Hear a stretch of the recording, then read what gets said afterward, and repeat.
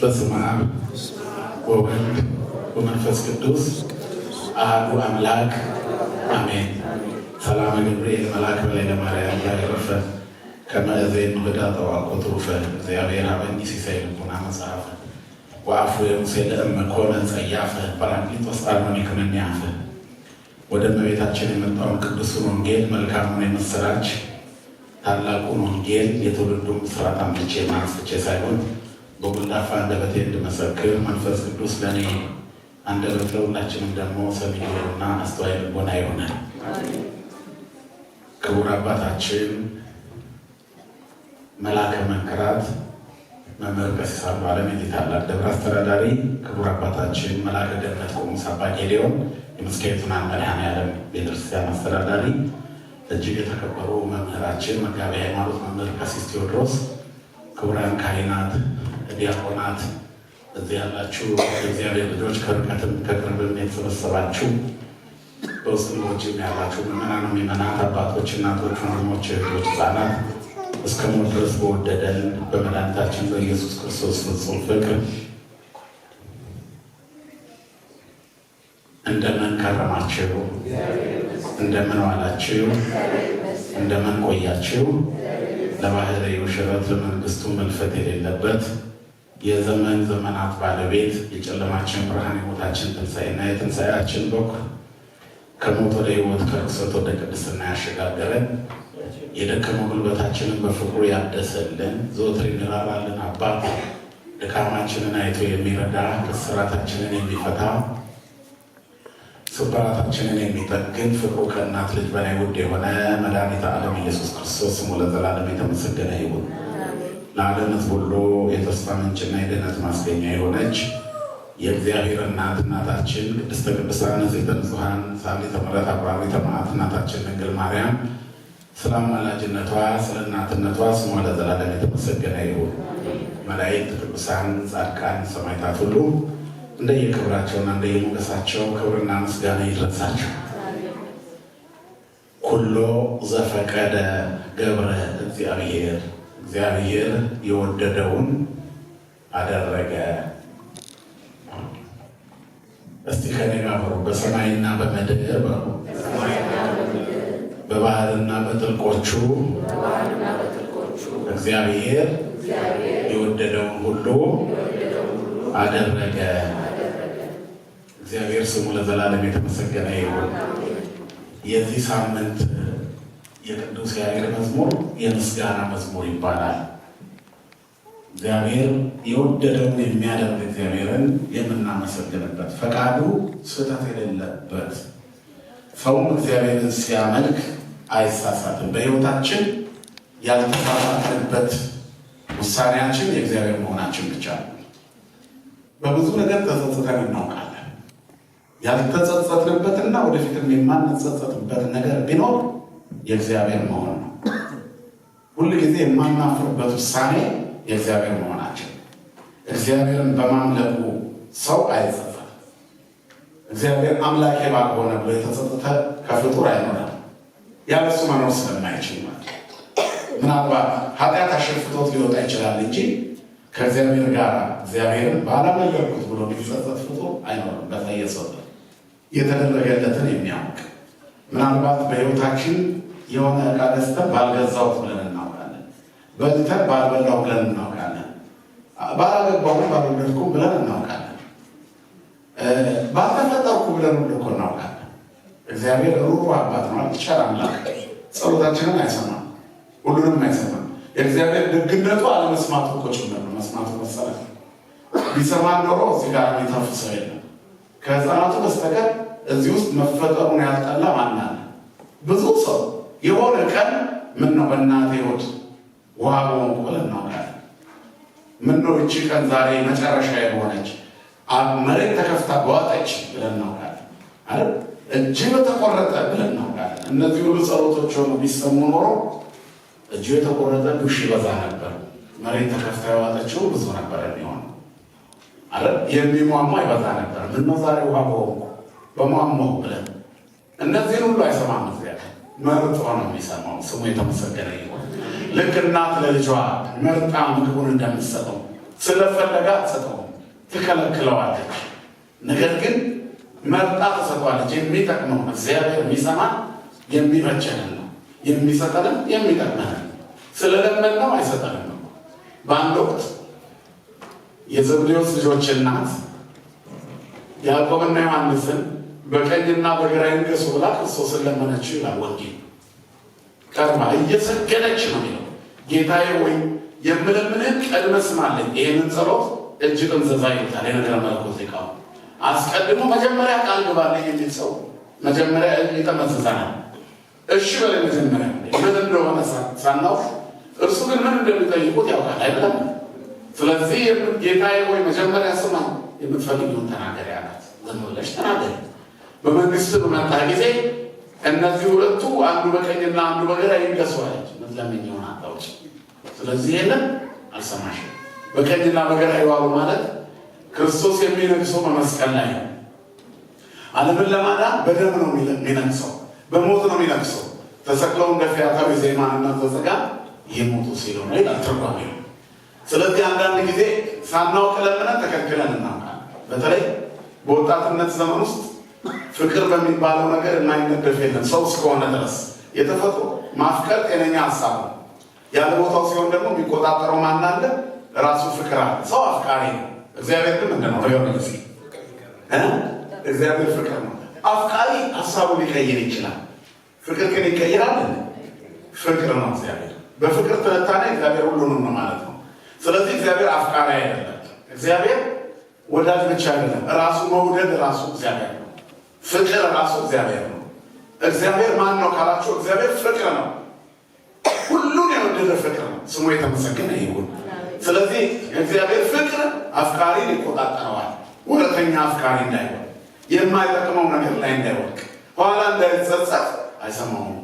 እቺ የኔ በሆነች ብሎ ቤተክርስቲያን መጥቶ የሚንደባለቅ ወጣት ይኖራል። ምናልባት ተሰምቶ እንኳን የሚፈልገው ነገር ቢሳካለት ምናልባት ሳምንት ላይ ኖር ይችላል ከእሷ ጋር። እሱ የኔ ካልሆነ ራሴን አጠፋለሁ ብላ ከቤተሰብ ሁሉ የምትጣላ ትኖራለች። ግን ያልተፈቀደላት ከሆነ ሁሉን አጣ ብቻዋን ትቀራለች።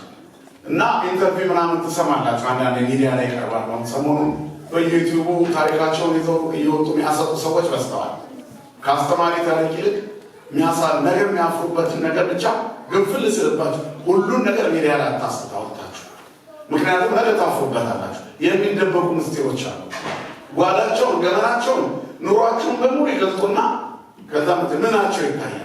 ሰው እኮ የሰውነት ልኩ ምስጢር ሲኖረው ምስጢር አለው እኮ ሰው። ሁሉ ነገር ተወጥቶ አይሰጥም። የሚደበቁ ምስጢሮች አሉ፣ የሚጠበቁ አሉ። ብቻ መደበቅ ስላለባቸው መያዝ ስላለባቸው ይቀመጣሉ። ትክክለኛ አይደለም። ምሳሌዎች እኮ ይኖራሉ። እና አንድ የታመመ ሰው ለተጠየቁ ብትሄዱና ምናልባት ይሄ ሰው ተነስቶ ተደግፎ ወደ ውጭ ወጥቶ መመለስ ስለሚያቅተው የተፈጥሮ ግዴታውን የሚቆጣጠርበት ነገር እዚያ ቢኖር አልጋ ስር ነው ተደብቆ የሚቀመጠው። አይ ታወቃ ችግር የለም ብላችሁ ጠረጴዛ ላይ ታስቀምጡታላችሁ። ግልጽ ነው የጠየቋችሁ። አያችሁ የሚቀመጥና ማይቀመጥ ነገር አለ። ግን ሂድን ትሩዝ አለ፣ የተደበቀ እውነት አለ። ያን ያክል እንኳን አይደለም የተወጣ የተሰጣ ነገር ታያላችሁ። እና አብዛኛዎቹ ሚዲያ ላይ ሲቀርቡ የሚናገሩት ነገር አለ። ሰምታችሁ ከሆነ በቃ እኔ ለሱ ብዬ ከቤተሰቦቼ ጋር ተጣልቼ ከእናቴም ከአባቴም ከሱም ሳሎን ሜዳ ላይ ቀረሁ። መጀመሪያ ቆመሽ አላሰብሽም፣ እግዚአብሔርን አላስፈቀድሽውም። የኔ ነው ወይ እህዋይ ነው ወይ ብለሽ አልጠየቅሽም። ሜዳ ላይ ቀረሽው። ገና የመጀመሪያ ቀን እሱን የወደድሽው ቀን ነው። መውደድሽ ራሱ ስሜት እንጂ ትክክል አልነበረም ማለት ነው። እግዚአብሔር በጎውን ያሳስበለውላችን። ስለዚህ ሰው ከውሳኔ በራሱ ህይወት ነው። ከውሳኔ በፊት ራሱ የሚያይበት አይኖች ሊኖሩት ያስፈልጋል ማለት ነው። የምንመርጠው ነገር ላይ ወላጆቻችን ላይ መርጡልን ይችላል። ነገር ግን ወላጆቻችን የሚጠሉት እንኳን ከሆነ ምክንያታችሁ በአመክንዮ መስማት ያስፈልጋል። ከዛ በጸሎት እግዚአብሔር መጠየቅ ያስፈልጋል።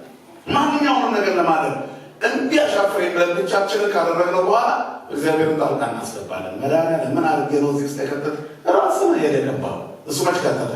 ምናልባትም በብዙ ምልክቶች ተውለው ሊሆን ይችላል። እግዚአብሔር እንድንተው መንገድ ያሳየናል። እምቢ ብለን ስናልፍ ይፈቅድልናል። እቃዎች ስላልሆነ ሰዎች ስለሆነ ነፃ ፈቃዳችንን ጥሶ ስሜታችንን አይጋፋም፣ ይፈቅድልናል። የሰው ልጅ ግን እግዚአብሔር በሰጠው ፈቃድ ልቡ የሻተውን ማድረግ ይችላል። የልብ መሻት ሁሉ እግዚአብሔር ያለበት ነው አይደለም። ስለዚህ ፈቃድን መቆጣጠር፣ ራስን መግዛት፣ ራስን ማየት፣ ከዚያ በኋላ በማስተዋል መጓዝ ያስፈልጋል ማለት ነው። ይህንን ሁሉ የሚመራው ማን ነው? ፍቅር የሆነ እግዚአብሔር ነው። እግዚአብሔር ምንድን ነው ብያቸዋለሁ? ፍቅር። በፍቅር ጥንቃቄ እግዚአብሔር ሊሆነ። ስለዚህ ስንኖር እግዚአብሔርን መውደዳችን አንድ ቀን አያጸጥተን። እግዚአብሔር ፍቅር ስለሆነ እግዚአብሔር ፍቅር ነው። በፍቅር ውስጥ መኖራችን አያጸጥተን። እግዚአብሔርን ባላመለክኩት ብለን አናውቅ። የመጨረሻ ጥጋችን የማንጸጸትበት ጥጋችን እግዚአብሔር ነው። የደስታችንን ጥግ እግዚአብሔር ነው። ሁሌም ደስ እንዳለን የምንኖረው የእሱ በመሆናችን ቢኖረንም ባይኖረንም አይቁጡ ወበን ተቆሉ ተፈስሑ በኩሉ ጊዜ ወጸልዩ ወትራይ ተሰሎንቄ 5:16 ላይ ነው። ሁሉ ጊዜ አመስግኑት ሳታቋርጡ ጸልዩ። ሁሉ ጊዜ ደስ ይበላችሁ ሳታቋርጡ ጸልዩ። አይቁጡ በእንተ ኩሉ አይቁጡ ለእግዚአብሔር በእንተ ኩሉ ዘከረ። ስላደረገላችሁ ነገር ሁሉ ማንን አመስግኑት ይላል? እግዚአብሔር። ስለዚህ ምስጋና የክርስቲያኖች የዕለት ተዕለት ትንፋሻቸው። ማመስገን ያቋረጠ ሰው የሞተ ነው። ልክ ከባህር እንደወጣ ዓሣ ነው ማለት ነው። እኛ እግዚአብሔርን የምናመሰግነው ስላለን አይደለም። እንደዚሁ ስለ እግዚአብሔርነቱ እናመሰግነዋለን። ሞቶልን ደስ ብሎን አይደለም። ምን ብናድን እናመሰግነዋለን። በቤተክርስቲያናችን ጸሎተ ፍትሐት ይከናወናል። አስከሬኑን እየሸኘን ነፍስን ለእግዚአብሔር የምናቀበልበት የጸሎት ክፍል ከትክክለኛው ማለት ጠላት ከበዛበትና ግን ቀናና ትክክለኛ ከሆነው አገልግሎታችን መካከል አንዱ ጸሎተ ፍትሐት ነው። ዝም ተብሎ ሰው ሲሞት እንደ እንስሳ ወፍሮ አይከበርም። ጸሎት ይደረግለታል። ከዛ ነፍስን ካህናት ያሻግራሉ። ካህናት የምን አባት ይባላሉ ሲጠሩ? ነገር እንጂ የነፍስ አባት። ስንሞት ያቺ ነፍስ እስከ ሞት ድረስ በእነሱ አደራ ናት። ስንሞት ደግሞ ነፍሳችንን ነፍሳቸው አድርገው ግብኢ ውስተ ዕረፍትኪ ብለው ይሸኛሉ። ለመላእክት ያቀርባል። በሰማይ ላሉት ካህናት ውሰዱ ወደ ሊቀ ካህናቱ ወደ ክርስቶስ አድርሷል። ሃይማኖቷን ጠብቃለች፣ ወደ ዘላለም ቤቷ ሄዳለች። ስለዚህ ተረከቡና አድርሷት ብለው ወደዛ የሚሄዱት ይልካሉ ማለት ነው። ላኪ አለ፣ ወኪል አለ፣ ተወካይ አለ። ስለዚህ ቤተክርስቲያን የሰማይ ቅርንጫፍ ናት በምድር ማለት ነው። በምድር ላይ ያለች የሰማይ ቤት ወኪል ናት። ካህናቱም ደግሞ በምድር ላይ ያሉ የሰማይ ቤት አምባሳደሮች ናቸው፣ ወኪል ተወካዮች ናቸው። እዚህ ሀገር የኢትዮጵያ ኤምባሲ አለ። ተወካይነቱ ለማን ነው? ነገር እንጂ ለኢትዮጵያ ነው። ፖለቲካ አይደለም፣ ለኢትዮጵያ ነው የሚወከለው። እዚህ ሆኖ እዚህ ያለውን ጉዳይ ያስፈጸመ ከኢትዮጵያ ጋር ከሀገሩ ጋር ከሀገሩ መንግስት ጋር ከዚህ መንግስት ጋር ሆኖ ይሰራል ማለት ነው። ጉዳዮቹን በሙሉ ከዛ ጋር ነው ያገናኛል። ካህናቱም እንደዚህ ናቸው። የመንግስተ ሰማያት ተወካዮች ናቸው። የክርስቶስ አምባሳደሮች ናቸው። ይህንን መልእክት ወይም አንድ ሰው ሲሞት ይሸኛል። ግብኢ ውስተ ዕረፍትኪ ተቀበይ ብለው ይሸኛል። ኑረንም ብቻ ሳይሆን ሞተንም የማንን ማለት ነው? የእግዚአብሔር ነን። የክርስትናው ሕይወት እዚህ ጋር ያበቃ አይደለም፣ የሚጓዝ በዛ የፍትሐት ጸሎት ላይ እንኳን ምስጋና አለ። ከበሮ ይመታል፣ አረ ይጨበጨባል፣ ጸናጽል ይነሳል። እያለቀሱ ፍትሐት እየተፈታ ግን መዝሙር ይዘመራል። ንሴ ይባላል፣ እግዚአብሔር ይመስገን ይባላል። በዚች ምድር ላይ እንድትኖር ያችን ነፍስ ፈቅዶላት ይሸኛታል። እግዚአብሔር ተሳስቶ ያውቃል? እግዚአብሔር ትክክል ነው። ስለዚህ ትክክል የሆነውን እግዚአብሔር የማመስገን ሳምንት ይባላል። ሁሉ የወደደውን አደረገ፣ እግዚአብሔር ይመስገን እንላለን። ኩሎ ዘፈቀደ ገብረ እግዚአብሔር በሰማይኒ ወበምድርኒ በባህርኒ ወበኩሉ ቀላያት። በሰማይና በምድር በባህርና በጥልቆቹ እግዚአብሔር የወደደውን አደረገ። ቅዱስ ያሬድ የሚለን ይሄን ነው። ሎቱ ስብሐት ወሎቱ አኮቴት ለተቀደሳ ለሰንበት አልቦ አሜሃሎ ክርስቶስ ወልደ እግዚአብሔር ነው። የእግዚአብሔር ልጅ ክርስቶስ ያልነበረበት ዘመን የሌለ ሰንበትን ቀድሶ የሰጠን እሱ የአብ የባህሪ ልጅ ቅዱስ እግዚአብሔር ምስጋና ይገባዋል። አኮቴት ለሱ ይገባዋል። ክብር ለሱ ይገባዋል። ሰውን በራሱ አምሳል የፈጠረ ሁሉ በእጁ የሆነ እግዚአብሔር የወደደውን የሚያደርግ እግዚአብሔር ምስጋና ይገባዋል። ክብርና ምስጋና ለስሙ ይሁን አባቶቻችን ነው። ስለዚህ ምስጋና ሳምንት ነው። እግዚአብሔር ትክክል ነው። ስለ ሁሉ ነገር ማን ይመስገን? እግዚአብሔር ይመስገን። መጽሐፍ ላይ ያሉ ሰዎች በሁሉ እግዚአብሔርን አመስግኑ የሚለውን ቃል አንዳንድ ሰዎች ከመጽሐፍ እውቀት የራቁ ሰዎች ከመሳሪያ ጋር ያገናኙታል። በሁሉ ሲባል በማንኛውም መሳሪያ በፈለጉት አይነት ስሜት በፈለጉት አይነት ዝላይ አይደለም። በሁሉ አመስግኑ ማለት በሁሉ የህይወት አጋጣሚ ማለት ተደስታችሁም አመስግኑት፣ አጥታችሁም አመስግኑት፣ ኖሯችሁም አመስግኑት። በምስራች ውስጥ አይደለም በመርዶም ውስጥ አመስግኑት። እኛ ኖረንም ሞተንም እግዚአብሔር ነን ብያቸዋለሁ። ሰው ከእግዚአብሔር ማኩረፍ ይችላል አይችልም። ስለዚህ ክርስትና የማጉረምረም ሳይሆን የማመስገን ህይወት ውጤት ነው። ክርስቲያኖችን ፊታቸውን የሚያፈካው የቁሳቁስ ክምችት ሳይሆን የመንፈሳዊነት ጥራት ነው። ትልቁ ጉድለት በምድር ላይ ጉድለታችን የጥራት ማነስ ነው። ስለዚህ በሁሉ አመስግኑት። ሁሉ መከራ ውስጥ ሆናችሁ አመስግኑት፣ ፈተና ውስጥ ሆናችሁ። አሁን መቼም ሀገራችን ኢትዮጵያ በተለይ የኢትዮጵያ ኦርቶዶክስ ተዋሕዶ ቤተክርስቲያን በምድራዊ ስሌት መከራ ውስጥ ብቻ አይደለም ያለችው፣ ከመከራ የባሰ ፍጹም የሚያሳዝን መተንፈስ የሚያስቸግር ሁኔታ ውስጥ ነው ያለችው። እኛ በዚህ ሰዓት እየተማማረ ነው። ምናልባት አርሲ ላይ ክርስቲያኖች ምን ሆን እየተደረጉ ይሆን አስባችሁታል? ምን እየሆነ ይሆን? በስጋ ስናስበው ከባድ መከራ፣ በዚህም ውስጥ ግን ምን እንላለን? ተመስገን፣ እግዚአብሔር የተመሰገነ ይሁን። ይህንን እድል ያገኘች ሌላ ቤተክርስቲያን የለችም በአንደኛው መቶ ክፍለ ዘመን። ይሄ የተሳካላት ሌላ ቤተክርስቲያን የለችም። ምናልባት ግብጾች መጠነኛ መቆሻቆሽ ይኖርባቸው ይሆናል። ከኛ አንጻር ሲነጻጸር ግን አሁንም በቢላዋ ምዕመናን እንደላም የሚታረዱት እንደ ሽንኩርት የሚቀረድዱት ደማቸው በምድር ላይ የሚፈሰው የክርስቶስ የሆኑ ኦርቶዶክሳውያን ናቸው። ስለ ሃይማኖት ቀጥተኛነት ስንናገር ትክክለኛው ሃይማኖት ከዓለም የተለየችው ኦርቶዶክስ ነች። እግዚአብሔር ይመስገን ኦርቶዶክስ ስለሆነ። ምክንያቱም በቢላዋ የሚታረዱ ሰዎች አሁንም ያሉበት ሃይማኖት እሱ ነው። ይህ ዓለም ለጊዜው የምንታይበት እንጂ የሚያኖረን ዓለም አይደለም። በዚህ ዓለም ዘላለም እንኖራለን። ስጋችን ደካማ ስለሆነ እንንከባከበዋለን። መድኃኒት እናውጠዋለን። አልትራሳውንድ ኤክስሬይ በየጊዜው ምርመራ እናደርጋለን። ራሳችንን ፉል ቼክአፕ እናደርጋለን። ምክንያቱም ስጋው ለስጋችን ለራሳችን ሸክሞ ነው፣ ለሌላ ሰው ሸክሞ ነው። ስጋ እንዳይበረታብን እንጂ ከሞት ለማምለጥ አይደለም። ይሄን ምናደርገው እንዳትረሱ። የምትታከሙት ላለመሰቃየት ነው፣ ላለመሞት አይደለም። ማንኛውንም ነገር ጥንቃቄ የምናደርገው ላለመሰቃየት ነው፣ ላለመታመም ነው፣ ላለመሞት አይደለም። ከሞት የሚቀርሰዋል መንሰት ዘይሃይ ወይየው ለሞት ያው ነው የሚኖር ሞትን የማይቀርስ ማንም የለም። ሞት እኮ ሪያሊቲ ነው፣ ግን ማመን አንፈልግም። በመጣቀን ይታችን ማንም የሚፈልገው ሰው የለም። ምክንያቱም እንደ ሞት የሚያስፈራ የለም። አሁን ዛሬ ሞታችሁ መንግሥተ ሰማያት ትገባላችሁ ትባሉ ደስ ትላላችሁ? እውነት ዋለን ማቅራጭ ማምንናገር በቃ መንግሥተ ሰማያት ያንተ ነው ያንቺ ነው በቃ ግን ዛሬ ትሞቻለህ ሊባል ምንድን ነው? አይ እናቶቻችን እናንተ አይደለም እናንተ ቆይታችኋል። መንግሥተ ሰማያት ከገባችሁ እናንተ ትገባላችሁ። እንደው እስቲ እንደው አሁን እስቲ እውነቱን እናገር እሺ እንላለን።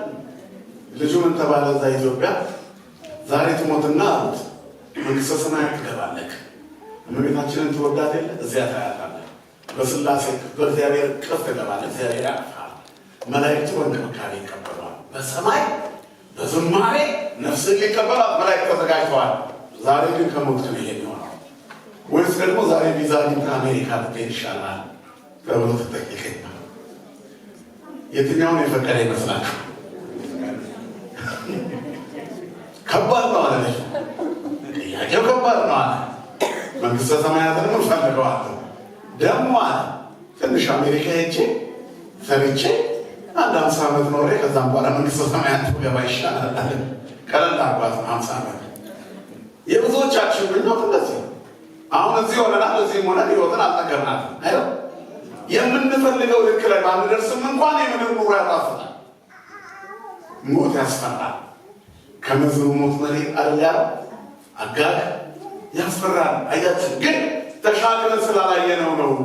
ቅዱስ ጳውሎስ እስከ 3ኛ ሰማይ ተነጠቀና የምስጋናውን ማዕበል በጣም በሰማይ የሚናጠው የማይቋረጠው የምስጋና ማዕበል እንደ አንድ ዶፍ የሚዘርበው የምስጋና የመላእክትን የምስጋና ዝናብ ተመለከተ ይላል። ከዚህ በምስጋናው ስለራሰ ሲመለስ ምናል ሊሄድ እዛ ሊኖር እናፍቃለዋል። መድኃኒዓለም አንዱ ያሳየን ለሁላችን። ካዩ በኋላ ምድርን የሚፈልግ ሰው የለም። አባቶቻችንም ሞትን አይፈሩትም ነበር። ምን ይላል? የት ባገኘሁት ይላል። አሁን ብዙዎቻችን አርሲ አካባቢ ክርስቲያኖች ሲታረዱ እኔም እናንተም እኔም ጭምር የምንለው ነገር አለ። እኔ እኮ እዛ ስላልሆንኩ ነው ያልታረድኩት እንላለን። እዛ ብንሆን አንታረድም፣ ማተባችንን እንበጥሳለን። እኛ ደካሞች ነን። እዛ ስላለን አይደለም። ድካማችንን አይቶ ለሰይፍ የሚያበቃ ላይ አልደረስንም። ስላልደረሰ ለዛ አይደለም። ግልጽ ነው አይደለም? እናገር ሰው በአቅሙ ነው የሚፈተነው። እግዚአብሔር ሊያጸድቀን ስለሚፈልግ ፈተናው በአቅማችን። የዛ ክርስቲያኖች ጠንካሮች ናቸው። ስለዚህ ታረፉ። አሁንም አልወጣም ብለው እየሞቱ ያሉ ዘመዶቻቸው በሮዝቦቱ ሲሏቸው ልንሄድ ከክርስቶስ ጋር ልንኖር እንናፍቃለን። በመንፈሳዊ አይን በጣም ያስቀናል። በስጋዊ አይን ደግሞ እንደ ባይተዋር መታየታችን፣ በገዛ መሬታችን ላይ ሚያየን ሊደግፈን መታጣቱ ያሳዝናል። መድኃኒዓለም ለሁላችንም ይድረስልን፣ ለሀገራችንም ይድረስልን። ልላችሁ የፈለግኩት ነገር ምንድን ነው? የሆነው ነገር ሁሉ እግዚአብሔር ከፈቀደ ውጭ አልሆነም። ዘቦቱ ሁሉ ሆነ ወዘን በላይ ውሳ ወዘኮነ ያለሱ አንድም አልሆነም። የሆነው በእርሱ ፈቃድ። በእኛም ሕይወት የሆነው ሁሉ በማን ፈቃድ ነው የሆነው? በእግዚአብሔር ነው። ባለንበት ለእሱ ምስጋና ይገባዋል፣ ክብር ይገባዋል እንበል። ሆስፒታል ውስጥ ብንወድቅ እንኳን በተሰጠን ዕድሜ ተመስገን ተመስገን እንበለው። በተወሰነች ደቂቃ ውስጥ አይምን ማለት አንድ ስለ በለዓም የሚባል ስለ አንድ ሰው ታሪክ አለ። መንፈሳዊ ፍልስፍና ታሪክ ነው። ሰውየው ሩኮና ምንድን ነው? በአንድ ዘመን እንደዚህ ሆነ ይላል። አብርሃምን ሲሰድብ ወደ ብእሲ በውስጠ ፍኖት ነው። በመንገድ ላይ አውራሪስ ትልቅ ግዙፍ አውሬ ሰውየውን ያሳደደው ጀመር። በጣም ሮጦ ከመሮጡ በዛ ወደ ጉድጓድ ወደቀ ይላል። በጉድጓዱ ውስጥ እየወደቀ እያለ ምዕራፍ አገኘ ማለት ነው። ከዛ የጉድጓዱ መካከል ላይ ተደግፎ ወደቀ። ብዙ ወደ ታች ከወረደ በኋላ እስከ መጨረሻ ከመውደቁ በፊት ወደ ከመን ሲታይሱ ትንሽ የሆነች የዛፍ ቅርንጫፍ አገኘ። ከዛፍ ላይ ከገደሉ በገደሉ ላይ ተንጠልጥሎ ቆመ ይላል። ሰው ገደሉ ላይ ከተንጠለጠለ በኋላ ወደ ታች ሲመለከት ትልቅ ዘንዶ አፉን ከፍቶ ሊውጠው ይጠብቀዋል። በጣም ተጨንቆ እንዴት ብዬ ነው የምወጣው ብሎ ሲያስብ ከዚያ ካሳደደው አውሬ የባሰ ነብር ከላይ ሆኖ ሲወጣ ደሙን ሊመጣው ይጠብቀዋል። ያ አይደለም ያስጨነቀው። ሁለት እንትን ይላቸዋል ክሊያናቱ ጻዳ ወጸሊም ጥቁርና ነጭ የሆኑ ሁለት አይጦች ደግሞ ይገዘግዟታል። ምን እንትኗን እቺ እሱ የተንጠለጠለባትን እንጨት እየበሏት ነው። ተበጥሳ ልትወድቅ ከታች አውሬ ይጠብቀዋል፣ ከላይ ነብር ይጠብቀዋል። የሚያሳድደው አውሬ አለ። በመጨረሻ ደግሞ የተንጠለጠለባት እየተገዘገዘች ነው። በመሀል ይላል በመሀል ሌላ ማመጥበት መንገድ አለ ብሎ ሲያስብ 4 እባቦች በፍጥረት እሱ ወዳለበት ሲመጡ ተመለከተ። በዚህ ጭንቅ ጥብብ ባለ መከራ ውስጥ ሆኖ እያለ የማር ወለላ ከቅጠሏ ላይ ወድቆ ይንጠባጠብ ጀመረ ይላል። እና ያቺን የማር ወለላ ሲያጣጥማት ይላል ያንን እነዚህ ቤት በኩል አመጣለሁ ብሎ የሚያስበው ጠፋበት። ከዚያ በዛ መካከል ምን አለ? አምላኬ ሆይ ይህንን እንድረሳ ስላደረገኝ ተመስገን አለ። በዚህ ውስጥ መከራ ውስጥ ሰው ስንጥቅ አለት ውስጥ ሆኖ ማንን ያመሰግነዋል? እግዚአብሔርን ያመሰግነዋል። በየትኛውም መከራ ክርስቲያኖች ማመስገን እንዳለባቸው ያስተምሩ። እንዴት ወጣት ተወለኝ እንግዲህ መድኃኒዓለም መውጫ አለው የለውም? በአውሎና በወጀብ መካከል እግዚአብሔር መንገድ አለ የለውም? እግዚአብሔር ያወጣል፣ ህዝቦችን ያወጣል። ስለዚህ በየትኛውም ጭንቀት ውስጥ ምን ያስፈልጋል? ለማረፍ የምስጋና ምዕራፍ ያስፈልጋል። ያቺ የተንጠባጠበችው የማር ወለላ በአፉ ላይ ስትወርድበት ተረጋጋ። ከዛ በኋላ ጌታዬ ሆይ የዚህን የህይወት ትርጉም እንቆቅልሽ ይላል ራሱ እባክህን አሳውቀኝ ይላል። ትልቁ መልእክት በማግኘትም በማጣትም ማን ይመስገን? እግዚአብሔር ይመስገን። የሞት ቀጠሮ ሊኖርብን ይችላል። የሞት ቀጠሯችን እንኳን ቢደርስ ማን ይመስገን?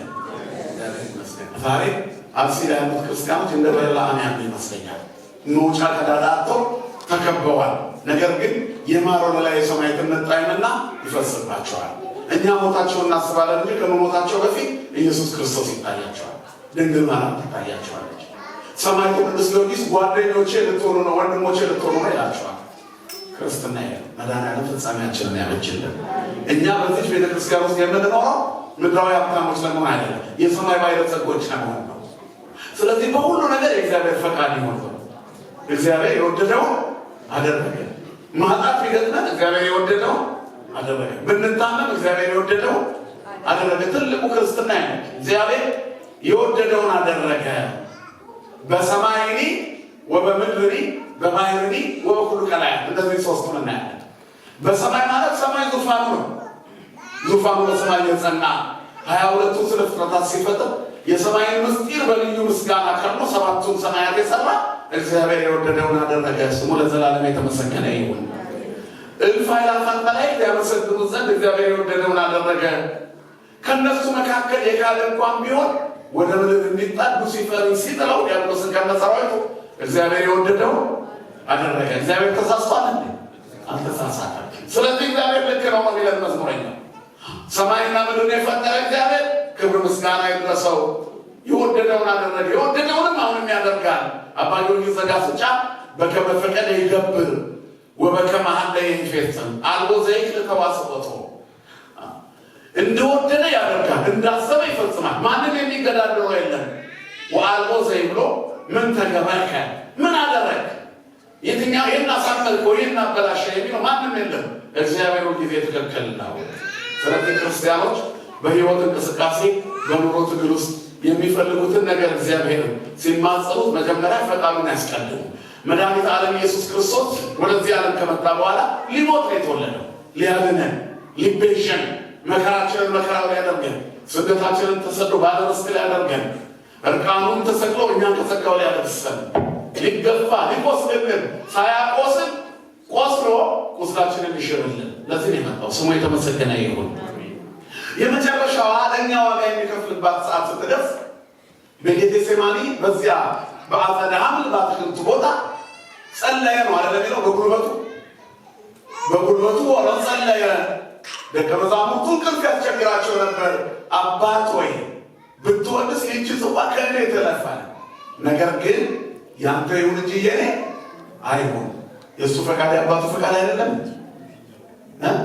የአብና የወልድ ፈቃድ ይለያያል። የነገሩኝ በስመ በፈቃዱ ወበስምረት አቡ ወመንፈስ ቅዱስ መጻዋለነ።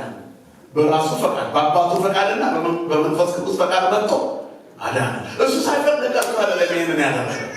ስጋ የለበሰው ሁሉ መከራ ሲደርስበት መከራው እንዲያልፍለት እግዚአብሔርን ሲጠይቅ ፈቃዱን ማስቀደም አለበት።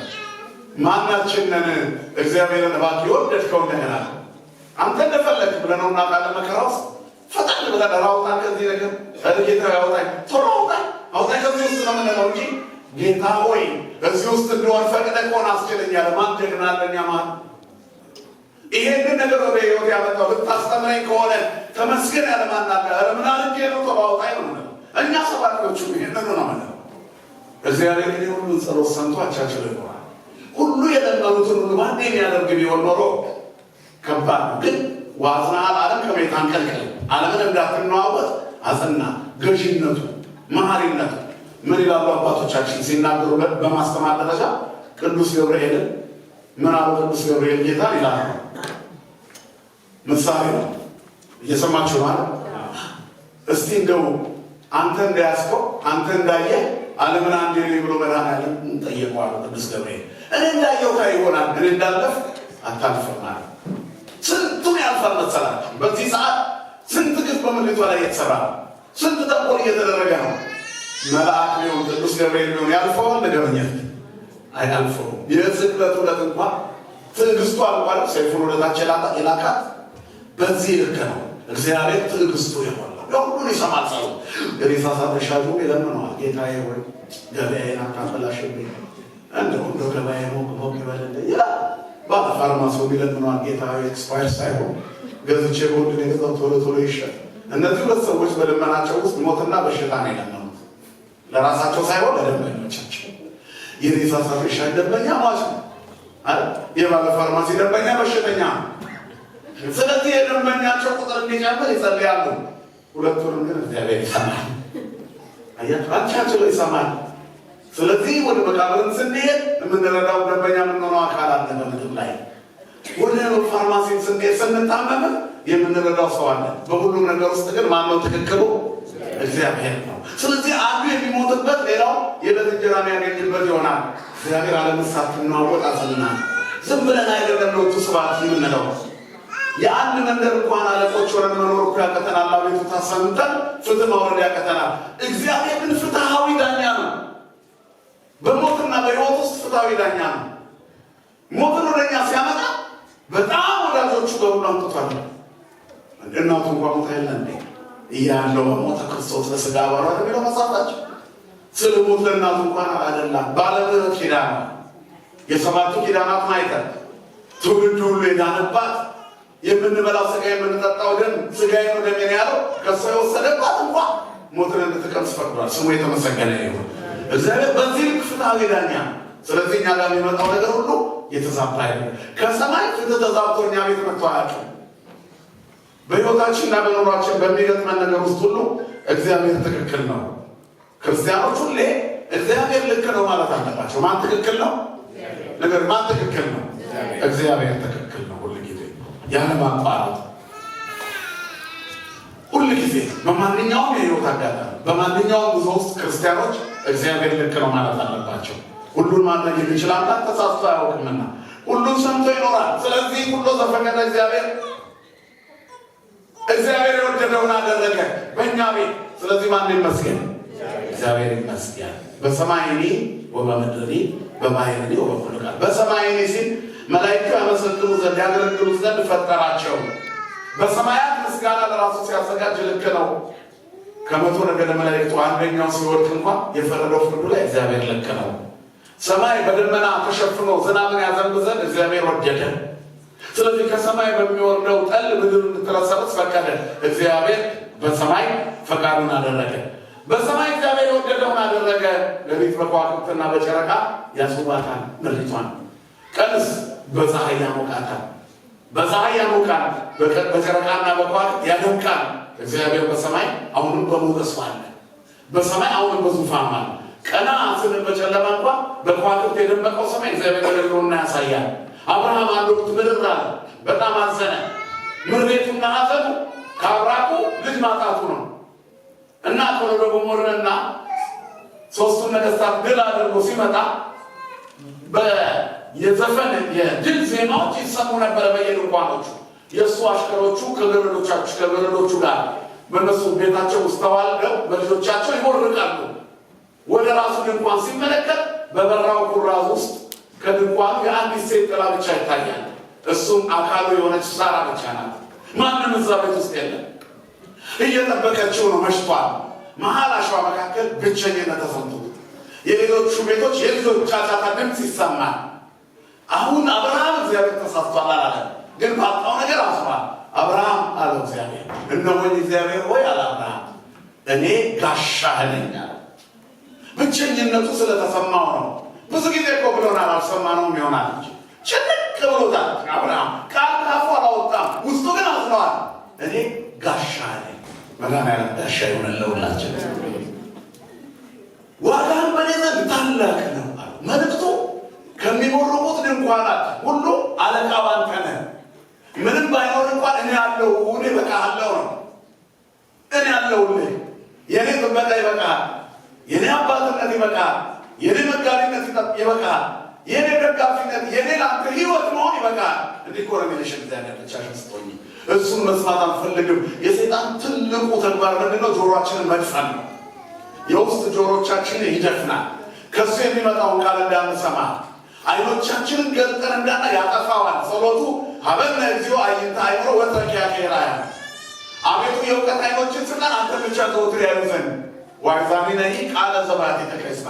ጆሮቻችንን አንተ ብቻ ይሰሙ ዘንድ የእውቀት አይኖችን ስጠን።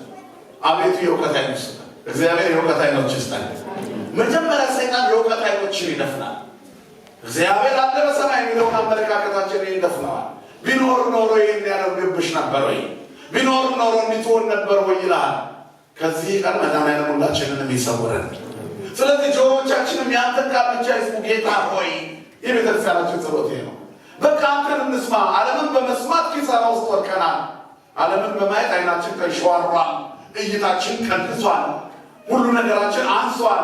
ስለዚህ ጌታ ሆይ አንተን ብቻ ነኝ፣ አንተን ብቻ እንስማ። አንተ ጋሻው ነን። እግዚአብሔር ያያል፣ ቀድሞ ያያል። ስሙ የተመሰገነ ይሁን። ስለዚህ አብርሃም ጋሻ ነኝ። ጌታ ሆይ ለኔ ምን ትሰጠኛለህ አለ አብርሃም። ወዲያው በቤቴ ሁሉ ድል የሰበሰብኩት ሀብት ሁሉ ኤሊዘር የሚባለው የቤት አገልጋይ ያውርስ ይወርሰዋል። እኔና ሳራ ምን ልጅ የለንም። ከዛ እግዚአብሔር ወደ ሜዳ ቦታ አደረገው ከመንደሩ። ከዛ ሰፊ አሸዋማ አቆመውና ቀና ብሎ ወደ ሰማይ ያለ ወደ ሰማይ ሲያይ ሰማዩ በከዋክብት ግጥግጥ ተብሎ ተሞልቷል። እነዚህ ሁሉ ስማቸውን አውቃቸዋለሁ። ተቆጥራቸዋለህ? ራራው ቆጥራቸው ዘመልቆሙ ለከዋክብት በምልቆሙ ወይጽቁሙ ለኩሎሙ በአስማቲሆሙ መዝሙረኛው ዳዊት ከዋክብትን ሁሉንም ይቆጥራቸዋል፣ እያንዳንዳቸውን በስማቸው ይጠራቸዋል ይላል። ከዋክብትን እግዚአብሔር በስም ያውቃቸዋል። እኛ ጸጉራችንን ያውቀዋል ብዛቱ፣ እኛን አይደለም የራስ በረሃዎችን ያውቀዋል። ራስ በረሃዎች እዚች ጋር መሆን ያለው ሰው ጸጉርን ቁጥር ማለት አያውቀውም እኮ ልከርለው ምን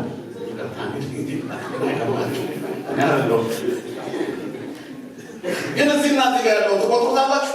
አናውቀውም። መድኃኒዓለም ግን ያውቀዋል ብዛቱ። አየሽ እኔን አያውቀኝም ያለ ጸጉርሽን ያውቀዋል ብዛቱ። የማንሄዱን አላደርግም። ዋናውን ጸጉር የተፈጠረው የራሳችን ጸጉር የተቆጠረ ነገር መድኃኒዓለም ሁሉን አዋቂ ነው፣ ስሙ የተመሰገነ ይሁን። ስለዚህ ከዋክብትን ትቆጥራቸዋለህ? አልቆጥራቸውም። ጌታ ይወቅ ዘሬ እንዲሆን አጣለው ቸር አሰማን መድኃኒዓለም በሰማይ ወበምድር በባሕር ወበኩሉ ከላም ሰማይን በከዋክብት የሸለመ እግዚአብሔር ሁሉ የወደደውን አደረገ። የሰማይ ጌጡ ውበቱ የእኛ ተስፋ ነው ማለት ነው። ቀና ብለን ከዋክብት ደምቀው ስናይ ተስፋ አለን ማለት ነው። ሀገራችን እዛው የእኛ ሀገር ሁሉ ጊዜ ማታ ማታ ወጣ ስትሉ ሰማይ ብቻ አይታችሁ በከዋክብት ተደምማችሁ አትመለሱ። ከከዋክብቱ አልፎ እኛ ቤት አለን። የእኛ ቤት እዛ እና ለሚጠይቋችሁ የእኛ ቤት እኮ እዛ ነው በሏቸው። እዚያ መኖሩ ውሸት እኮ ነው። እውነት ላይ መስላችሁ የለፋችሁበትን ነገር አስቡ። አሁን እዚህ ሀገር ለመግባት የከፈላችሁት ዋጋ አለ፣ ገንዘብ፣ በበረሃ የመጣችሁበት ጉዞ፣ ብቻ በተለያዩ መንገድ እዚህ ደርሰናል። ያንን ሁሉ እንዲህ ሁሉ ሆነን መጥተን እዚህ ስንደርስ ምን ብለናል? እንደጠበቅነው አልሆነ። ስለማናመሰግነው እንጂ ከጠበቅነው በላይ ነው። ረስተነው ብዙ ከመጓዛችን የተነሳ እዚህ ስንደርስ ናፍቆቱ ከፈለብን ልባችን። እንግዲህ ሁሉን ነቅለን አንመጣም። ስለዚህ የምድር ምኞት አያልቅም ነው መልክቴ። ስለዚህ የምኞታችን ስኬት አገራችን መግባት ነው። እናም ከዋክብቱን ስታዩ አገሬ እኮ እዛ ነው፣ እኔም የሄደው እዛ ነው። እዛ ድንግል ማርያም እመቤታችን አለች። ቅዱስ ሚካኤል ወልደው መልአክ አለ እዛ። ባለምህረት ኪዳኗ በአማላጅነቷ ታሻግረኛለች መጣ። አብ ወልድ መንፈስ ቅዱስ አጋዕዝተ ዓለም ሥላሴ አዚ ዓለም በራሁ ሁሉ ውስጥ ነው ይጸውር ድደ ወይነብር ተፈረ መሰረተ ዓለም ይላል። ዓለምን በጣቱ የያዘ ሁሉ በእጁ የሆነ ሰማይን ዙፋኑ ምድርን የእግሩ መግለጫ ያደርጋል። ዓለምን ሁሉ በጥበቡ የፈጠረ አባቴ መዛን ያለው ስሙ የተመሰገነ ይሁን። ወለነሰ ዘውስተ ሰማያት ሀገርነ ይላል ሐዋርያው ቅዱስ ጳውሎስ እኮ ነው። የእኛ ሀገራችን በሰማይ ነው። ከምድራውያን እንለያለን፣ ከግፈኞች እንለያለን፣ ከደም አፍሳሾች እንለያለን። እነሱን እግዚአብሔር ይጠላቸዋል። ብእሴ ደም ወጉህላዊ ያስቆረረ እግዚአብሔር ደም አፍሳሹንና ጨካኙን እግዚአብሔር ይጠላዋል። ቢላዋ ይዘው ካራ ይዘው የሚሮጡትን እግዚአብሔር ይጠላቸዋል። እኛ እነሱ ምንድን ናቸው? ወእለ ይሄሉ ዘውስተነ ወክብሮሙ ሐሳቦሙ እለዳይቱም ለሕክምና መጨረሻቸው ጥፋት ነው። ሆዳቸውን ላካቸው ክብራቸው በኖራቸው ለምድራ እኛ ሀገራችን በሰማይ ነው። ክብርና ምስጋና ለስሙ ይሁን። እዛ ነው የምንሄደው ወንድሞችና እናቶችና አባቶች። እዚያ አልቆይም። ሀገር አለን በጣም የከበረ የተደራጀ የተሰራ ማዕድና ሌሊት በብርሃን የተሞላች የማታፍር ርስት አለችን። በእሷ ሌሊት ስለሆነ በቀን በሮቿ ከቶ አይዘጉም። አሕዛብ በብርሃኗ ይመላለሳሉ። የሚያበራላት በጉ ስለሆነ ዘወትር በሮቿ ክፍት ናቸው። 24 ሰዓት በጉ ያበራላታል ይላል ራእይ 21:20 ላይ። ስለዚህ ያማረችው የማታልፈው ርስታችን መንግሥተ ሰማያት ናት። በዚያ ነው የምንኖረው። የአምላካችንን ፊቱን የምናየው እዛ ነው። ወህየ ሀሎ መልክዓ ገጹ ስሁል አባ ሕርያቆስ ምን ያሉት የካህናት ማህበር ወዳለበት እናቆ አንትሙ በክርስቲያን በከመ ተጋባእክሙ በዛቲ ዕለት ከማሁ ያስተጋብእክሙ በደብረ ጽዮን ቅድስት ወበኢየሩሳሌም አጋዚት እንተ በሰማያት። እናንተ የክርስቲያን ወገኖች ሆይ እዚህ እንደተሰበሰባችሁ በሰማያዊት በሰማያዊት ባለች በመንግስቱ በደብረ ጽዮን ይሰብስባችሁ፣ ነፃ በምታወጣ በኢየሩሳሌም ይሰብስባችሁ፣ በሰማያት ወዳለች መድኃኒዓለም ለዛ ክብር ያብቃንላችሁ። የተሳለ የፊቱ መልክ በዚያ አለ ይለናል። የእሳት ድንኳን ወደ ተተከለበት ያግባችሁ ይለናል። የካህናት ማህበር ያስተማሩ የሐዋርያት ማህበር ድል የነሱ የሰማዕታት ማህበር የተሾሙ የካህናት ማህበር ወዳለበት ያሏችሁ ይለናል። እግዚአብሔር ለዛ ክብር ያብቃል። ከዚያ በኋላ ምን ይለናል? የተሳለ የፊቱ መልክ በዚያ አለ። የልጁን መልክ እንዲመስሉ ሳላቸው ለመጽሐፍ የልጁን መልክ መስለን የተሰራ ነው። የልጁን መልክ መስለን የተሰራ ነው። የተሳለ የፊቱ መልክ ወዳለበት በዚያ እንገባለን። አማናዊ ሊቀ ካህናት ክርስቶስ በዚያ ይጠብቀናል። የተሳለ የፊቱ መልክ በዚያ አለ። የእሱን መልክ ከዚህ ስሜት በዚያ መልክ እንቆማለን። ሞት እኮ የለም እዚያ መሰል ምናልባት ዘግቶን እንበሳጫለን፣ ወይንም ጠግበን ሳንጨርሰው እየጓጓን እንተዋለን፣ ወይም ይበላ ሁሉ እናጣለን። እነዚህ ነገሮች ሁሉ የሉም። መድከም የለም፣ መራብ የለም፣ መጠማት የለም፣ መውጣት መውረድ የለም። ከገቡ የማይወጡባት ከዘረጉ ሳያጥፉ ከቆሙ ሳይቀመጡ ድካም ሳይኖር በምስጋና ብቻ የማይሰለች ምስጋና እያመሰገኑ የሚኖሩባት የማታልፈው ርስት በዚያ አለች።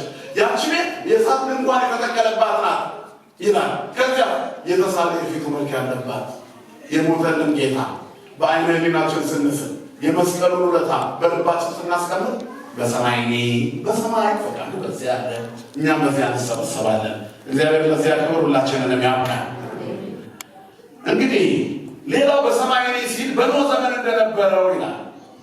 እግዚአብሔር ፈቃዱ በሰማይ ስለሆነ በኖህ ዘመን ለነበረው ፍጥረት በሙሉ አልታዘዝ ላለው ሕዝብ ከሰማይ እግዚአብሔር ፈቃዱ ሆነ በሰማይ። ስለዚህ ምን አደረገ? የማይቋረጥ ዝናብ አዝንቦ እንክርዳድ የሆነውን ትውልድ ያስወገድበትን ኃይል ሲገልጥ ነው። ሌላው በሰማይ የእግዚአብሔር ፈቃድ እግዚአብሔር የወደደውን አደረገ። በሰማይ ታላላቅ ታምራት አደረገ።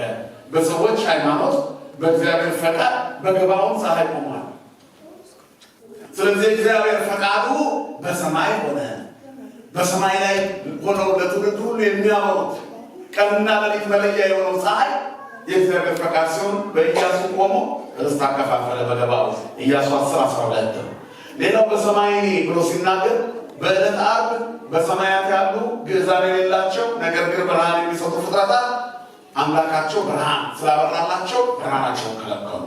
እርቃኑ እንዳይታይ ሰው በምድር ሲጨክን የእግዚአብሔር ፈቃድ በሰማያት ባለው ኃይላትና ፀሐይ ጨረቃ ብርሃናቸውን ነፍገው የአምላካቸውን እርቃን ቀደሙ። ክብርና ምስጋና ለአምላካችን ይሁን። በሰማይ ነው በምድር በሰማይና በምድር ሲል ሰውና መላእክትን ነው። ጌታ በተወለደው ጊዜ በግርግም ሰዎችና መላእክት አንድ ላይ ማንን አመሰገኑ? እግዚአብሔር። ክርስቲያኖች የእግዚአብሔርን ፈቃድ አምነን ስንቀበል በምስጋናችን ከኛ ጋር መላእክት አብረው ይዘምራሉ። የሐዋርያት ሥራ ምዕራፍ 16 ላይ ሁላችሁም ታውቁታላችሁ። ጳውሎስና ሲላስ ወንጌል ስለሰበኩ ተገረፉ።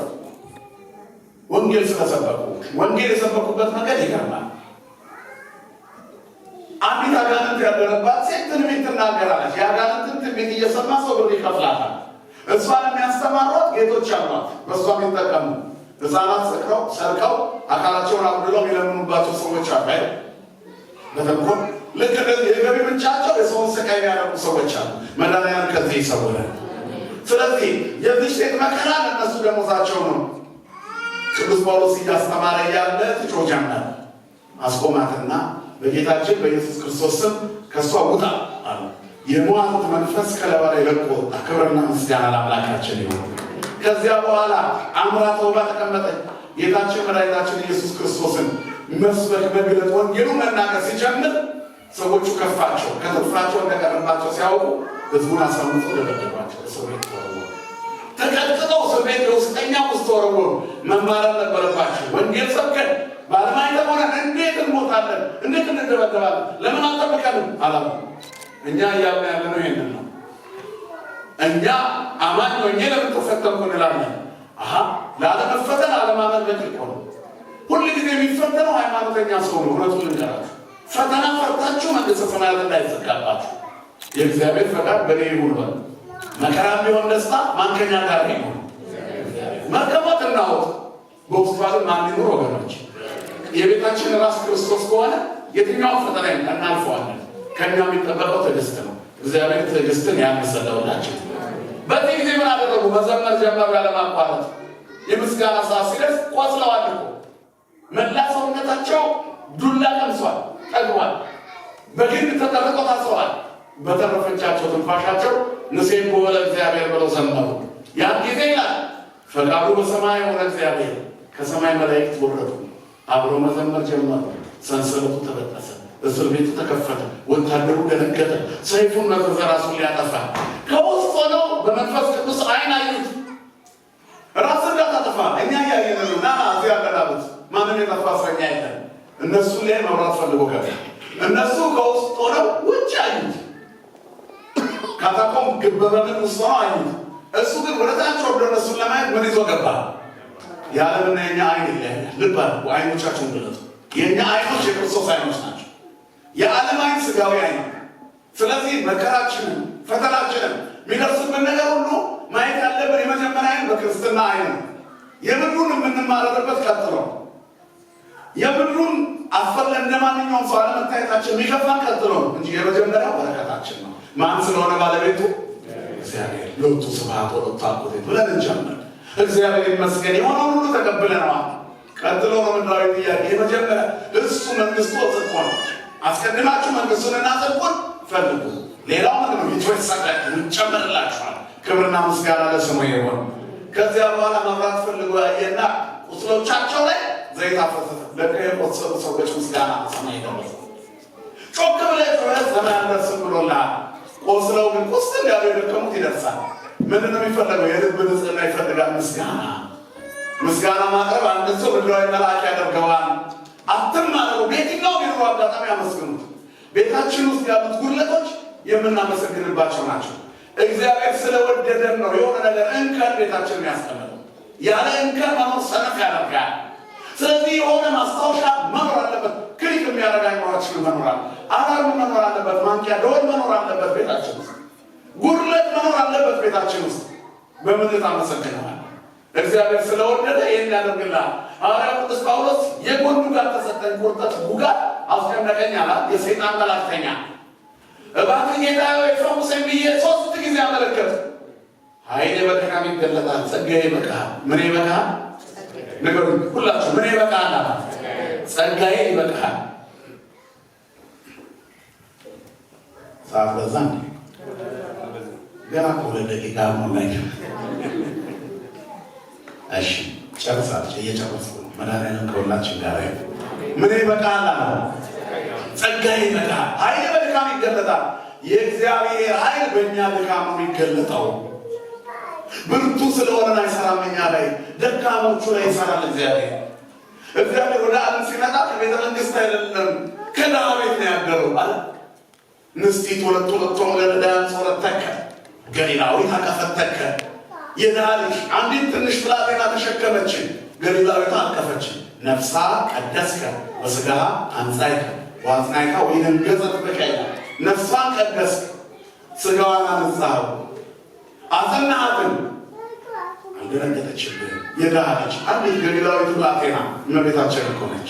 ከእናቷ ማኅፀን ጀምሮ ቀደሳም ከሰማ በንጽህና የጠበቃት ድንግል የሰማይና የምድር ፈጣሪ በማኅፀኗ ከተመችው።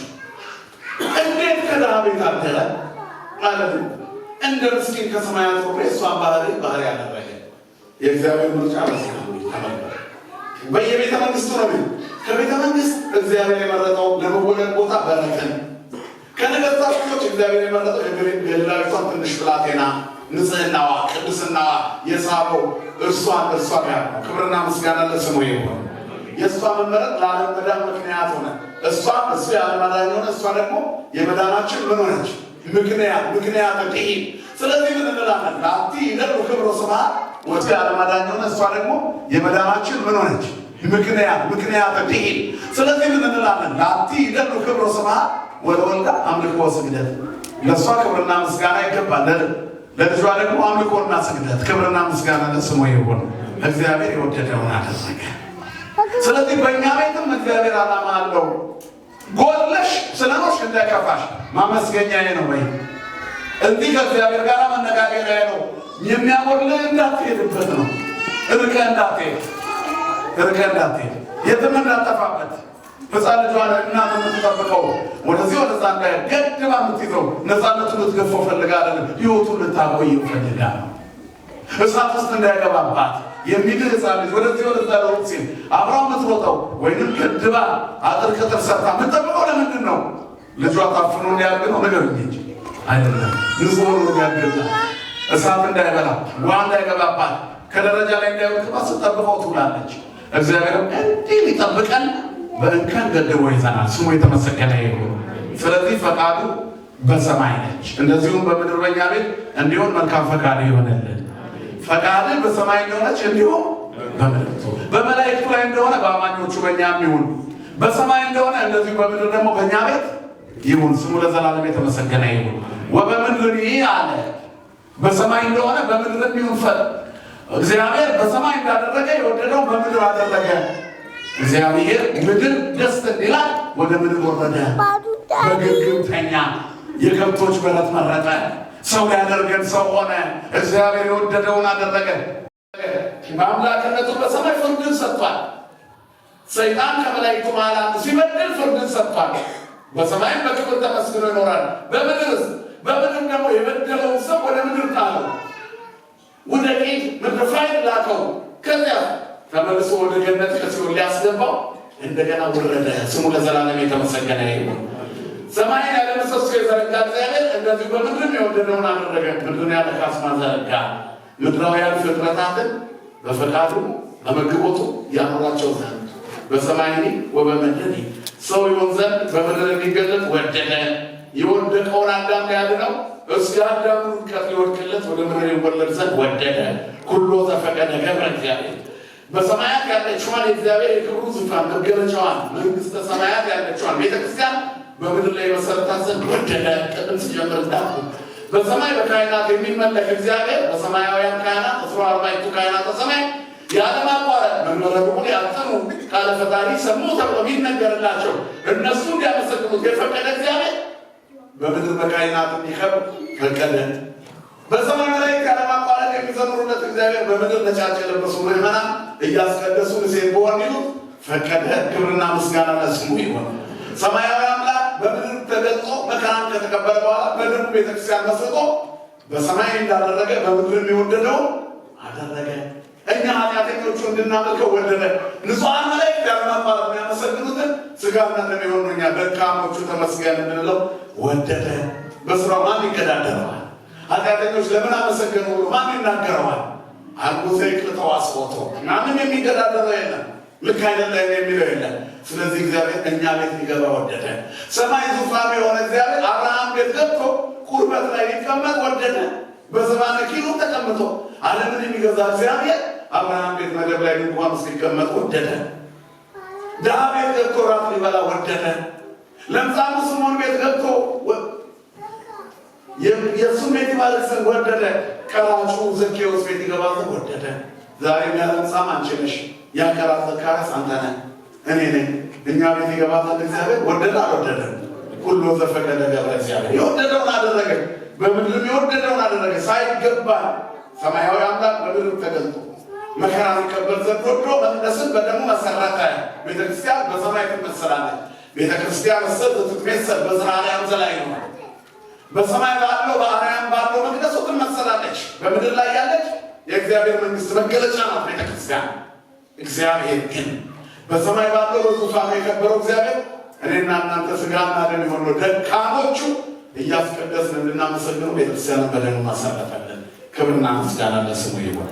በባህር ወበኩሉ ቀላያ ባህር ባህር ቀላያ ጥልቁ ውቅያኖስ ነው። በጥልቁ ውቅያኖስ በባህር ውስጥ እግዚአብሔር ይመለክ ዘንድ ወደደ። በጥልቁ ባህር ውሃ ውስጥ ሕይወትን አስቀመጠ።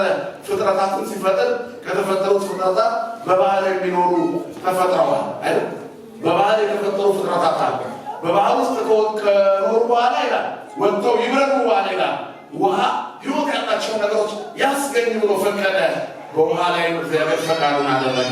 ዘፍጥረት 1:20 እንደዚሁ መንፈሱንም በውሃ ላይ ያደርግ ዘንድ ወደደ። ወመንፈሰ እግዚአብሔር ይጼልል መሬተማ ይላል ቁጥር 2 ላይ ዘፍጥረት 1:2 የእግዚአብሔር መንፈስ በውሃ ላይ ሰፎ ይኖር ነበረ ይላል። ስለዚህ በውሃ ሕይወት እንዲገኝ በውሃ ሕይወት እንዲመሰረት በውሃ የሕይወት በረከት እንዲገኝ እግዚአብሔር ወደደ። ከውሃ የተገኘውን ሰው ይጠቅስ ዘንድ ይላሉ ሊቃውንቱ በትርጓሜያቸው። ሙሴ ከውሃ ተገኝቷልና ከውሃ ላይ የተገኘ ሙሴ በውሃ መካከል አቋርጠው ሕዝቦቹ እንዲሻገሩ የመራውማልና ክብርና ምስጋና ለአምላካችን ይሁን። ከየትም እንገኝ እግዚአብሔር በእኛ ሕይወት ትክክል ነው አይደለም ወገኖች? አንድም በባህር ሲል ባህርኒ ርዕየት ወጎየት ይላል። ባህር አየር ሸሸች ይላል። በዮርዳኖስ ሲጠመቅ ዘንድ ወደደ። ራሱ በፈጠረው ውሃ ተመልሶ ደግሞ ሊጠመቅ እግዚአብሔር ወደዚህ ዓለም መጣ። የሰው ልጆችን የዕዳ ደብዳቤ ይሰረዝ ዘንድ ልጅነትን የምናስገኝበትን ጥምቀትን ይመሰርትልን ዘንድ ሁላችንም ደስ ይለን ዘንድ ይህን ሊያደርግ እግዚአብሔር ወደደ። በባህርኒ ወበኩሉ ቀላያት ይህን ሲናገር ሌላው ባህር ከፍሎ ህዝቡ ማሻገር ነው። ዛሬ መከራዎች ተከፍለው እናልፋለን። ያ ብቻ ነው። ውሃ በግድግዳ ቆሞ ሳይተሻገሩ ጥምቀት ምሳሌ ሆኖ ዛሬ እኛን ያድነናል። እግዚአብሔርን በሕይወታችን ውስጥ በልጅነት ያገኘነውን ጸጋ እንዳናጣ ፈቃዱን በእኛ ላይ እያደረገ ዘወትር በበረከቱ ያኖረናል ማለት ነው። በባህር እግዚአብሔር የወደደውን አደረገ። የማይደረግ ተአምር ድንቅ ነገር ተደረገ። ሁለተኛ ነገሥት ምዕራፍ 6 ቁጥር 6 ላይ እግዚአብሔር በውሃ ውስጥ ይላል ብረቱን አሰጠመ፣ በኤልሳዕ በነቢዩ በኩል እንጨቱን አሳፈረ። የማይደረግ ተአምር በዚያ ተደረገ። በሚታይ የማይታይ ጸጋ ልጅነት ኋላ ይገኛል ሲለን ነው። ስሙ የተመሰገነ ይሁን። ዮናስን በአሳ አንበሪ ውስጥ 3 ቀን 3 ሌሊት በባህር ውስጥ ሲኖር የማን ፈቃድ ነበረ? የእግዚአብሔር ፈቃድ። በባህር እግዚአብሔር ከፈቀደልሽ ውሃ ውስጥ ትኖሪያለሽ። አቡነ ገብረ መንፈስ ቅዱስ ባህር ላይ ተዘግዝቀው ጸለዩ። እንዴት ሊሆን ይችላል ተብሎ የሚጠይቅ ሰው አለ። ስጋና ደም ነው። በስጋ ካሰብነው ለአንድ ቀን አይደለም ውሃ ውስጥ መቆየት ለ2 ደቂቃ ይከብዳል። ነገር ግን በእግዚአብሔር ፈቃድ ግን ይቻላል። ዮናስ በአሳ አንበሪ ውስጥ 3 ቀን 3 ሌሊት እንዴት ቆየ? ይሄኛው ገድል ላይ ስላልተጻፈ ነው። ውሃ ውስጥ መኖር አይደለም የሚገርመው፣ የአሳ አንበሪ ውስጥ እኮ ነው የቆየው። ስለዚህ ቅዱሳን አባቶቻችን ባህር እየሰመጡ ይጸልዩ ነበረ። ባህር ውስጥ ለነሱ የሚሆን ያበጃል። እግዚአብሔር ቤትን ማኖር ይችላል። ክብርና ምስጋና ለስሙ ይሁን። ስለዚህ ዛሬ በአዲስ ጥምቀት ከውሃ እንድንወለድ የፈቀደ እግዚአብሔር በቤታችን ውስጥ ጸበሉን መድኃኒት ውሃውን ሕይወት አድርጎ ያኖረናል። መንፈሱ በውሃ ላይ ያለ በባህርም በጥልቆቹ በሁሉም ነገር እግዚአብሔር አለ።